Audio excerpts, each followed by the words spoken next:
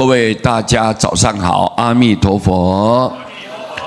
今天这一章很重要，是法照大师他开示的道理。我一再跟你介绍过，他不是普通的大师，他是大师中的大师，有修有正有德有恨的高僧大德。他有一个很大的使命，就是他曾愿再来要广度众生的这么一个很重要的使命。那他讲了这几句话，各位我们可以参考看看。弥陀宝戒不思议呀，阿弥陀佛他那个极乐世界像一个珠宝一样，像珍珠宝贝，那个地方呢是不思议啦，没有办法用人去揣测的，你用人去判断去思考很难很难，这叫做不思议，不可思议。唯叹娑婆弃者稀啊，唯独只有怨叹这个娑婆世界弃的人确实很少。那么好的地方，那么殊胜那么庄严的地方，不会老不会病不会死，而且每天都跟佛这样亲近，然后你记住有6种神通，来去自如。你看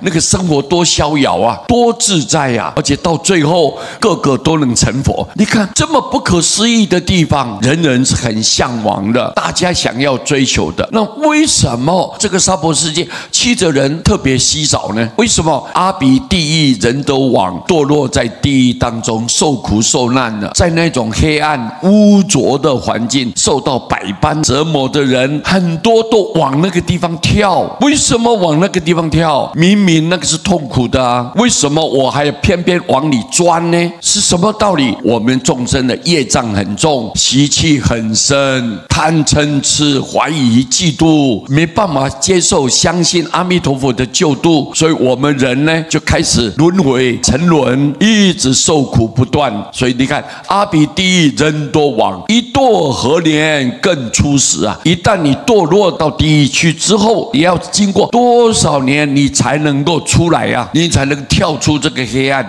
离开这个污浊。各位你看，一旦堕落，有的是好几十劫在那边受苦受难的，你看多悲惨啊！所以我们众生呢，要利用一口气在世间的时候，要珍惜自己，为自己开拓一个光明的未来道路，千万不要造那种无量的罪业，然后跟人家结无量的恶缘呢。你看彼此之间恩恩怨怨呢，一直纠缠不清，无形之中我们一直受苦。所以我们一定要知道法照大师这么清楚告诉我们重点在哪里，就告诉你说极乐世界太神奇了，太微妙了，太庄严了，我们应该想尽办法去，不要往地狱跳。什么人在地狱跳啊？贪嗔痴、贪心、嗔恨心、愚痴心，这一种人就很容易堕落，感召在黑暗的地方。所以这一章很简单，但是他的用意很深，这就是法照大师的悲心悲愿呢。他关心众生，你们赶紧到极乐世界，不要到地狱去受苦啊！他就这么苦口婆心的来告诫我们所有末法的众生，我们要谨记在心。阿弥陀佛。